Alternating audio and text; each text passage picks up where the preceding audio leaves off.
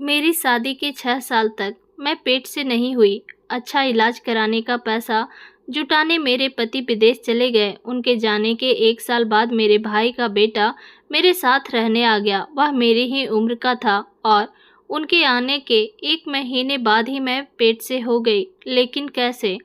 जब मैं गुस्से में उसके कमरे में गई तो दंग रह गई। वह ऐसी किताबें पढ़ रहा था जिनकी तस्वीरें देख ही मुझे शर्म आ गई और उनमें जो गंदगी परोसी गई थी उसे पढ़कर तो कोई भी अपना आपा खो दे और रिश्तों की मर्यादा भूल हद पार कर दे। मेरा नाम रीमा है। मेरी शादी को 6 साल गुजर गए थे पर अभी तक मेरे घर में बच्चे की कोई किलकारी नहीं गूंजी थी। शादी के 6 साल तक हम पति पत्नी ने अपना खूब इलाज भी करवाया पर कोई खुशखबरी नहीं मिली।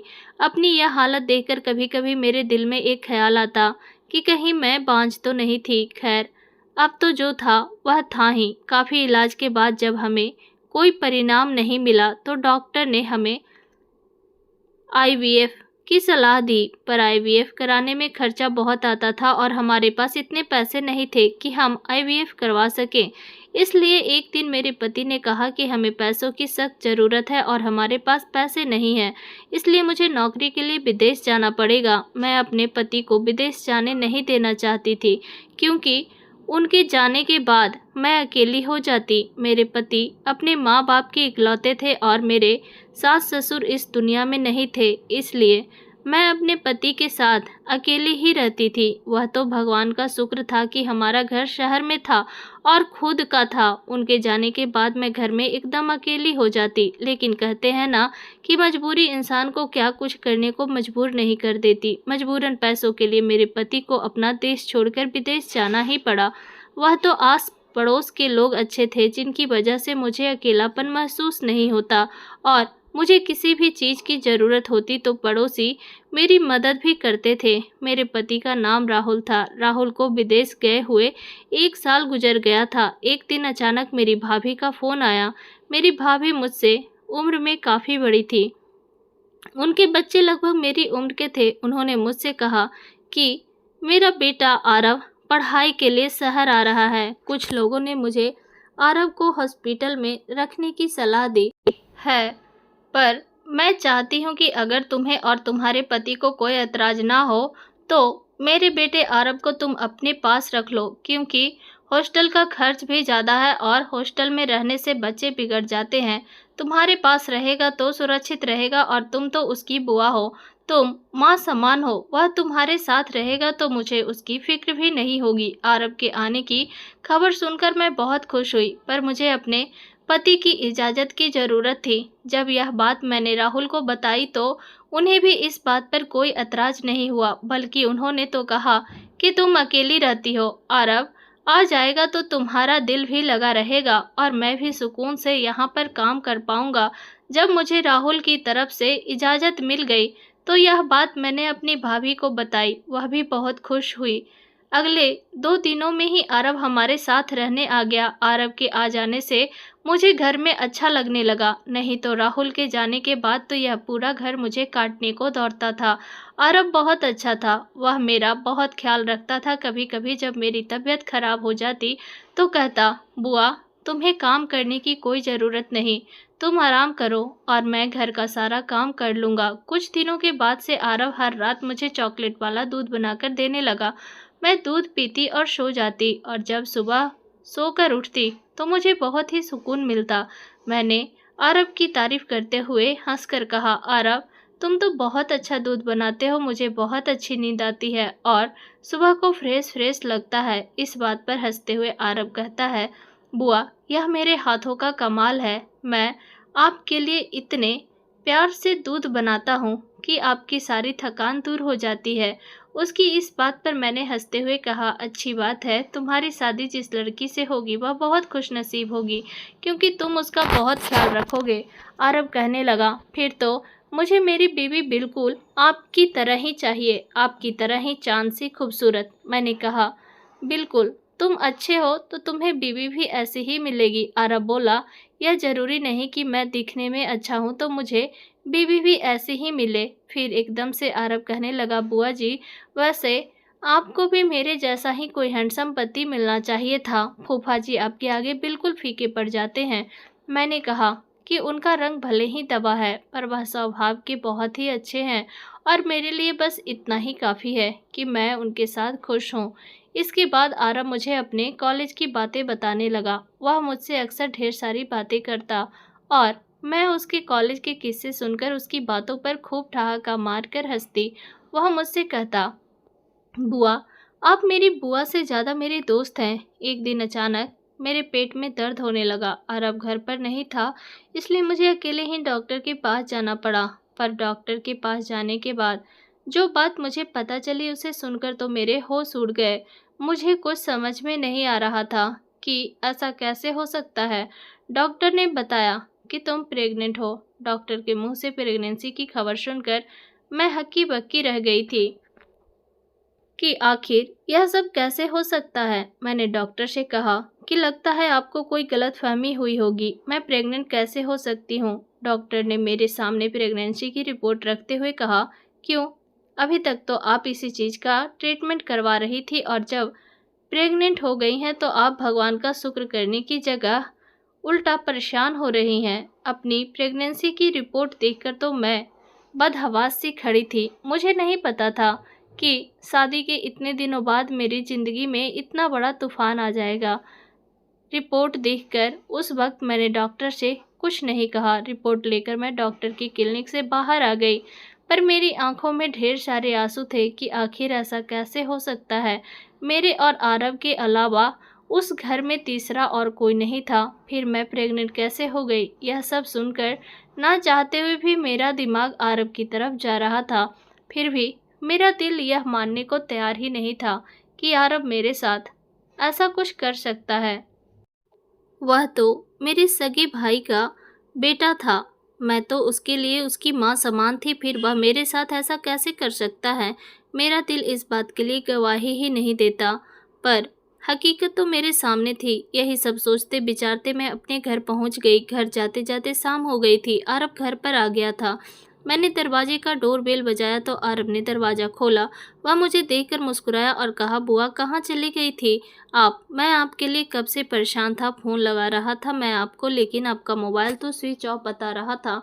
मैं घर के अंदर आई तो वह मेरे पीछे पीछे आता हुआ यह सारी बातें कह रहा था। उसने मुझे चाय का पूछा, पर मैंने उसकी एक भी बात का कोई भी जवाब नहीं दिया। वह मुझे एक आंख भी नहीं भा रहा था। मुझे उससे नफरत होने लगी थी। आरब ने कहा, बुआ आप मेरी बातों का जवाब क्यों नहीं दे रही हैं? मैंने कहा, मुझे कुछ नहीं चाहिए, मेरी तबीयत ठीक नहीं है, मुझे अकेला छोड़ दो। यही कहते हुए मैं अपने कमरे में चली गई और अपने कमरे का दरवाज़ा अंदर से बंद कर लिया और अपनी प्रेगनेंसी की रिपोर्ट को दराज में रख दिया और अपने बेजान वजूद को लेकर मैं बिस्तर पर बैठ गई। मेरी सोचने समझने की क्षमता खत्म हो चुकी थी, क्योंकि आरब मेरे सगे भाई का बेटा है। मैं उसके बारे में ऐसा सोच भी नहीं सकती थी। मैं अपने भाई बहनों में सबसे छोटी थी और आरब के पापा सबसे बड़े थे। जब आरब के पापा की शादी हुई तो उस वक्त मेरी उम्र 4 साल थी और आरब जब पैदा हुआ तब मैं 12 साल की थी। मुझे अपने भाई की परवरिश पर बिल्कुल भी शक नहीं था, लेकिन जो रिपोर्ट मेरे हाथ में थी उससे सारा शक आरब पर ही जाता था, क्योंकि मेरे और उसके अलावा घर में कोई तीसरा था ही नहीं। मैं अपना सर अपने दोनों हाथों में लेकर बैठ गई। फिर मुझे याद आया कि पिछले कई दिनों से आरब मुझे दूध बनाकर देता है और मुझे बहुत अच्छी नींद भी आती है। क्या आरब दूध में मुझे नींद की दवाइयाँ देता है? और मेरे सोने के बाद यह सब सोचते सोचते फूट फूट कर रोने लगी और रोते रोते सोच रही थी कि क्या सगे रिश्ते इतने मतलबी होते हैं कि उन्हें अपनी इच्छा पूर्ति के आगे कुछ भी नज़र नहीं आता। वो मेरे बारे में ऐसा कैसे सोच सकता था? उसका दिल इस गुनाह के लिए राजी कैसे हो सकता? मैं बस रोई चली जा रही थी। मुझे कुछ समझ नहीं आ रहा था। यह सब जानने के बाद मेरे ऊपर क्या बीत रही थी इसका अंदाज़ा कोई लगा भी नहीं सकता था। मुझे याद आने लगा कि कैसे बचपन में मैं उसे अपनी गोद में खिलाया करती थी और अब अपनी तूतली जुबान से मुझे बुआ बुआ कहकर पुकारता था। उसकी तूतली आवाज़ में बुआ सुनकर मैं खूब हंसती थी। यहाँ आने के बाद उसे देखकर मुझे कभी ऐसा नहीं लगा कि वह मेरे साथ ऐसी घटिया हरकत भी कर सकता है। मैं इसी सोच में गुम थी कि तभी आरव मेरे कमरे के दरवाजे पर दस्तक देते हुए अंदर आ गया। मैंने देखा कि उसके हाथ में दूध का गिलास था। वह मेरे लिए चॉकलेट वाला दूध बनाकर लाया था। वह बड़े ही नॉर्मल अंदाज में बेड पर आकर बैठ गया। उसके बेड पर बैठते ही मैं घबरा खड़ी हो गई, जैसे ना जाने वह मेरे साथ क्या कर देगा। मेरा यह बर्ताव देखकर उसने बड़ी हैरानी से पूछा, क्या बात है बुआ, आप इतनी घबराई हुई क्यों हैं? सब ठीक तो है? यह लीजिए, दूध पी लीजिए और आराम करिए। आरव ने दूध का गिलास मेरी तरफ बढ़ाया। मैंने दूध का गिलास लेकर साइड की टेबल पर रख दिया और उसे सख्त लहजे में कहा कि मेरी तबीयत कुछ ठीक नहीं है, तुम यहाँ से चले जाओ। मुझे नींद आ रही है। मेरे सख्त लहजे से वह थोड़ा सा घबरा गया। उसने पूछा, क्या बात है बुआ, आप इस तरह से क्यों बोल रही हैं? उसकी हरकत देखकर मुझे उस पर बहुत गुस्सा आ रहा था। मैं सोच रही थी कि इतना बड़ा गुनाह करने के बाद यह मेरे सामने कैसे नाटक कर रहा है। उसकी हरकत देखकर मैंने सोचा कि मैं उसके मुंह पर प्रेगनेंसी की रिपोर्ट देकर उसे एक थप्पड़ मारूं, लेकिन मैं ऐसा नहीं कर सकती थी क्योंकि मैं उसे रंगे हाथों पकड़ना चाहती थी। मैंने अपने गुस्से को संभालते हुए कहा कि तुम जाओ, मैं सोना चाहती हूँ। मेरे इतना कहने पर वो उठकर बाहर जाने लगा।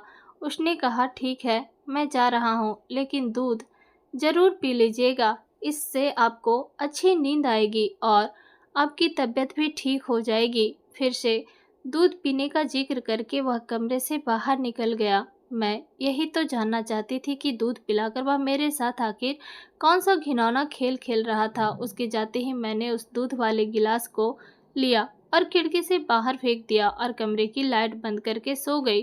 पर मैं सोई नहीं थी और अपने कमरे का दरवाज़ा भी बंद नहीं किया था। मुझे उस वक्त का इंतज़ार था कि आरव मेरे कमरे में आखिर कब आता है।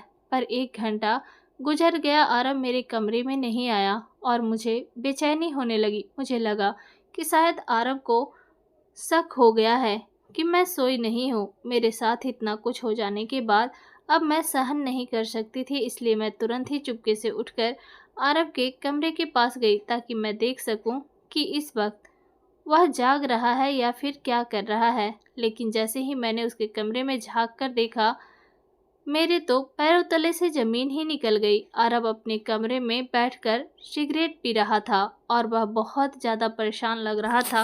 वह बार बार कभी उठकर टहलने लगता तो कभी बैठ जाता और लगातार सिगरेट पीता ही चला जा रहा था। उसकी ऐसी हरकत देखकर तो मैं समझ गई कि आरव अब किस रास्ते पर चल पड़ा है। मैं वापस कमरे में लौट आई।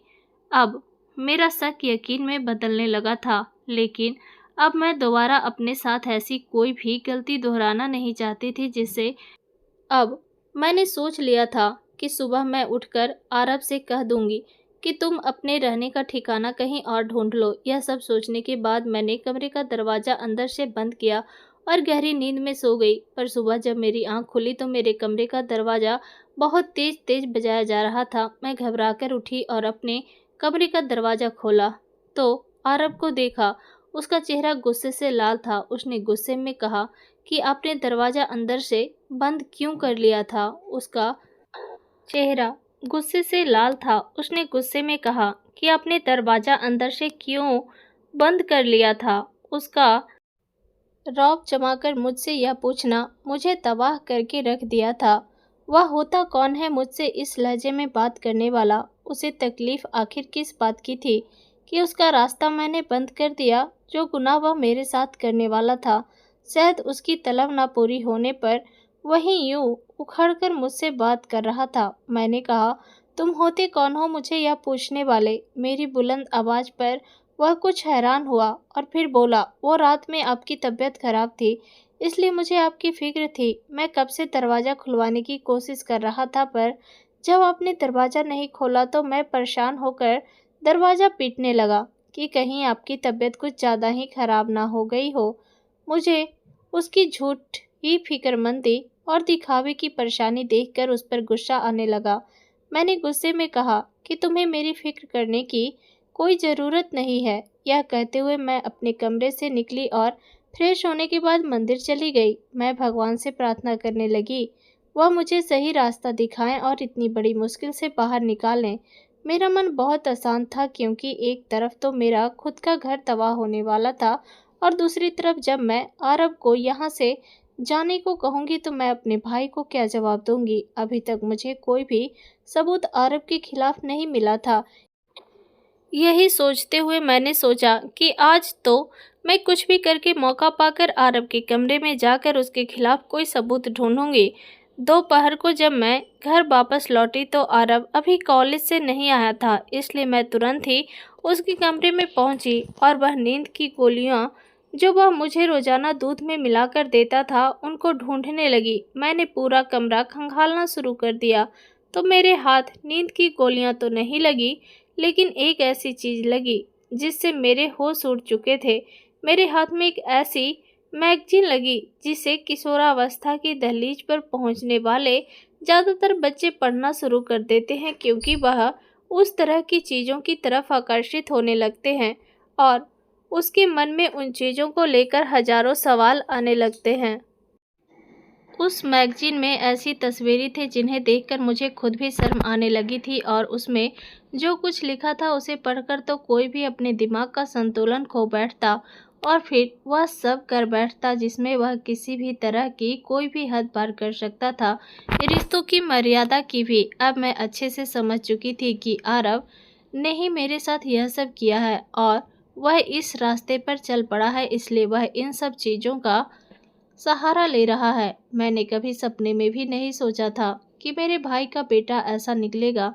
अगले दिन सुबह ही मैं अपनी एक सहेली के घर पहुंच गई। मेरे पड़ोस में मेरी ही हम उम्र एक सहेली रहती थी। मैं उससे अपने मन की सारी बातें शेयर करती थी, पर यह बात मैं उसे कैसे बता सकती थी। पर मेरी मजबूरी थी, मुझे किसी न किसी को तो अपने अबॉर्शन के लिए साथ लेकर जाना ही था क्योंकि मेरे पति राहुल अगले महीने आने वाले थे और अगर मेरी प्रेगनेंसी ज़्यादा दिन की हो जाती तो मेरा अबॉर्शन भी नहीं हो सकता था, इसलिए मुझे जल्द से जल्द यह करवाना था। मैंने अपनी सहेली को अपनी प्रेगनेंसी की बात नहीं बताई, सोचा अस्पताल जाकर बताऊंगी। मैंने उसे कहा कि मेरी कल डॉक्टर के साथ अपॉइंटमेंट है, मेरी तबीयत कुछ ठीक नहीं है, तुम्हें मेरे साथ चलना होगा। उसने कहा ठीक है। उस दिन मैं पूरा दिन अपनी सहेली के घर पर ही रुक गई, वहीं पर खाना खाया और आराम भी किया। मैंने अपनी सहेली से झूठ बोला कि आरब घर पर नहीं है और मेरी तबीयत भी ठीक नहीं है, इसलिए मुझे अच्छा नहीं लग रहा। यह सब जानने के बाद उसने खुद ही मुझे अपने घर पर रोक लिया था। अगले दिन हम दोनों डॉक्टर के पास जाने वाले थे, पर जब मैं उधर से अपने घर आई तो मेरे साथ कुछ ऐसा हुआ जिसे देखकर तो मेरी जान मेरे हलक में ही अटक कर रह गई थी। मैंने देखा कि घर पर मेरे पति राहुल आए हुए थे। उन्होंने मुझे देखते ही अपने गले से लगा लिया और कहने लगे, अब बताओ कैसा लगा मेरा सरप्राइज। मैं कब से तुम्हारा इंतजार कर रहा था, तुम्हारा फ़ोन भी नहीं लग रहा था, कहाँ पर थी तुम। उनसे लिपटकर मैं रोने लगी और सोचने लगी कि अब क्या होगा, मेरा अबॉर्शन कैसे होगा। राहुल ने मुझसे कहा कि तुम रो क्यों रही हो, अब तो मैं आ गया हूँ। मैं आने वाला था अगले महीने, पर मैं अभी ही आ गया क्योंकि मेरी छुट्टी लग गई थी। मैंने तुम्हें इसलिए नहीं बताया क्योंकि मैं तुम्हें सरप्राइज देना चाहता था।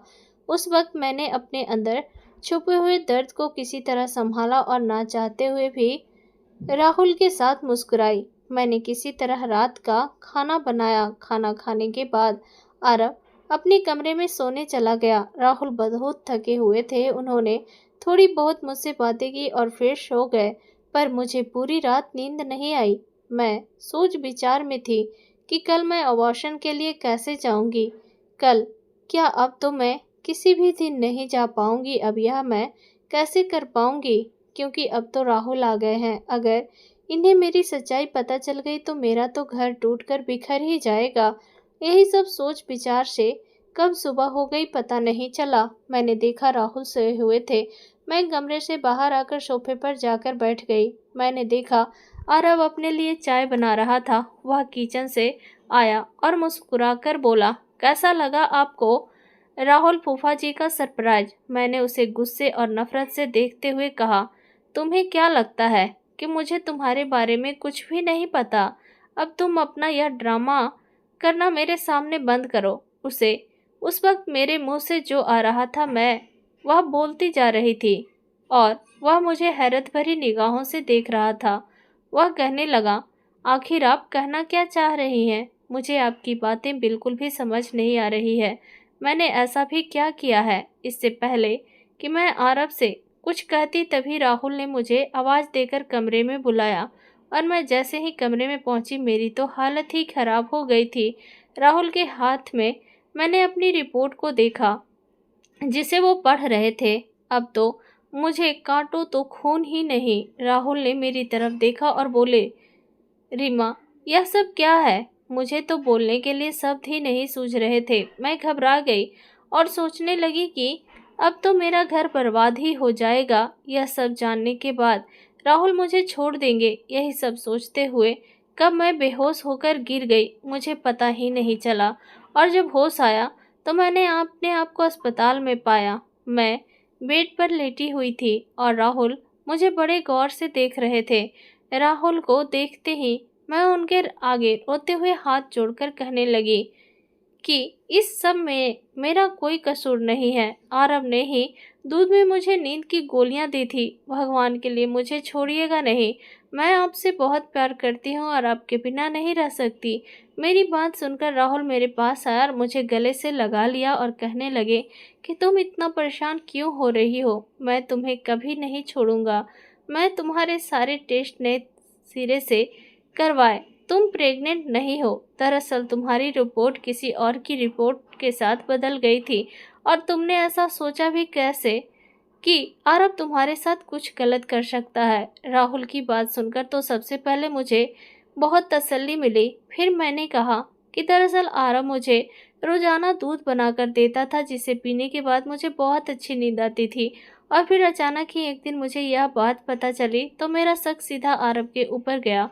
और फिर मैंने जब आरव पर नज़र रखी तो एक दिन मैंने उसे सिगरेट पीते हुए देखा तो और मैं उसके कमरे में एक ऐसी मैगजीन देखी जिससे मेरा शक यकीन में बदल गया कि आरव गलत रास्ते पर चल पड़ा है। मेरी बात सुनकर राहुल हंसने लगे। बोले, तुम तो बिल्कुल पागल सी ही हो रीमा। शक की भी इम्तिहान होती है। अगर तुम्हारे मन में ऐसी कोई गलत बात आई भी थी तो तुम्हें अपना टेस्ट दोबारा करवाना चाहिए था, ना कि इस तरह की बातें सोचनी चाहिए थी। इतने में ही आरव आ जाता है और वह राहुल से पूछता है कि अब बुआ जी कैसी हैं? आखिर बुआ जी को हुआ क्या था? तो राहुल उसे कहते हैं कि दरअसल तुम्हारी बुआ बहुत ज़्यादा टेंशन में थी। इनका बीपी हद से ज़्यादा बढ़ गया था, बस इसी वजह से यह बेहोश हो गई। आरव ने कहा, लेकिन बुआ जी को किस बात की टेंशन थी? यह सुनकर तो मैं डर गई कि कहीं राहुल आरव को सारी बात सच सच ना बता दे। तभी राहुल ने कहा कि वो दरअसल रीमा ने तुम्हारी कुछ ऐसी चीज़ें देख ली जिससे इन्हें डर लगने लगा कि इनका भतीजा ना जाने किस रास्ते पर चल पड़ा है। इस पर आरव हैरानी से मेरी तरफ देखने लगा। राहुल ने आरव को थोड़ा कड़क शब्दों में कहा कि तुम सिगरेट पीने लगे हो। इस पर वह शक पकाया और कहने लगा, मुझे माफ़ कर दीजिए फूफा जी, मैं गलत संगत में पड़ गया था। नया नया कॉलेज है और नए नए दोस्त बने तो बस उनकी बातों में आ गया। लेकिन मैं खुद अपनी इस आदत से बहुत परेशान हूँ और इसे छोड़ने का दिन रात प्रयास कर रहा हूँ। उसके बाद राहुल आरव को लेकर अस्पताल से कहीं बाहर चले गए। मुझे समझ नहीं आया कि वह आखिर आरव को लेकर कहाँ गए थे। कुछ देर के बाद दोनों ही हंसते खिलखिलाते हुए वापस आए। मुझे कुछ समझ नहीं आ रहा था कि आखिर यह हो क्या रहा है। इसके बाद मैं वापस घर लौट आई। मैंने राहुल से पूछा कि आप आरव को लेकर कहाँ गए थे? तब राहुल ने कहा कि वो जो मैगजीन तुमने आरव के कमरे में देखी थी वह उसकी नहीं थी। दरअसल उसके कॉलेज में जब चेकिंग होने लगी तो उसके एक दोस्त ने अपनी वह मैगजीन आरव के बैग में छुपा दी ताकि वह पकड़ा ना जाए और आरव गलती से वह मैगजीन अपने साथ घर ले आया। जब उसने उस मैगजीन को देखा तो वह डर गया कि कहीं अगर तुमने इसे देख लिया तो न जाने आरव के बारे में क्या सोचने लगोगी। इसी वजह से उसने उस मैगजीन को अपने कमरे में छुपा दिया, क्योंकि वह मैगजीन उसके जिस दोस्त की थी वह एक हफ्ते के लिए कहीं बाहर गया था, इसलिए उसने सोचा कि अब जब एक हफ्ते के बाद उसका दोस्त वापस आएगा तो वह उसकी इस मैगजीन को उसे वापस कर देगा। राहुल ने कहा कि मुझे लगता है तुम्हें शक की बीमारी हो गई है। तुम्हारे दिमाग में जब इतने सवाल थे तो तुम्हें सीधा अरब से पूछ लेना चाहिए था। वैसे तो तुम कहती हो कि तुम उसकी बुआ कम और दोस्त ज़्यादा हो, लेकिन दोस्त ऐसे तो नहीं होते कि मन में किसी भी बात को लेकर बैठ जाएं और एक बात की चार बातें सोच ले। मुझे राहुल की बात सुनकर खुद पर बहुत शर्मिंदगी हो रही थी कि मैंने अपने भतीजे को लेकर ना जाने क्या क्या सोच लिया। राहुल ने कहा, सोचो अगर आरब को पता चल जाता कि उसकी बुआ उसके बारे में क्या सोच रही है तो उस बेचारे बच्चे पर क्या बीतती। मैंने राहुल से कहा कि तुम ठीक कह रहे हो, मैं बहुत बड़ी गलती कर बैठी, लेकिन अब मैं कभी भी किसी पर शक नहीं करूंगी, बल्कि अगर कभी मेरे मन में कोई भी सवाल होगा तो मैं उस इंसान से सीधा ही पूछ लूंगी। इस पर राहुल ने मुझे गले से लगाया और कहा कि मुझे तुम पर नाज है जो तुमने अपनी गलती को स्वीकार किया और उसे सुधारने की बात की। इसके बाद राहुल ने कहा कि अब उनके पास इतना पैसा है कि हम दोनों आईवीएफ का सहारा ले सकते हैं और फिर हमने ऐसा ही किया और 1 साल के बाद मैं जुड़वा बच्चों की माँ बन गई। तो दोस्तों, यह थी आज की कहानी। आशा करती हूँ आपको हमारी कहानी अच्छी लगी होगी। अगर आपको हमारी कहानी अच्छी लगी तो वीडियो को लाइक एंड शेयर करें। चैनल को सब्सक्राइब करें। वीडियो को देखने के लिए आपका धन्यवाद।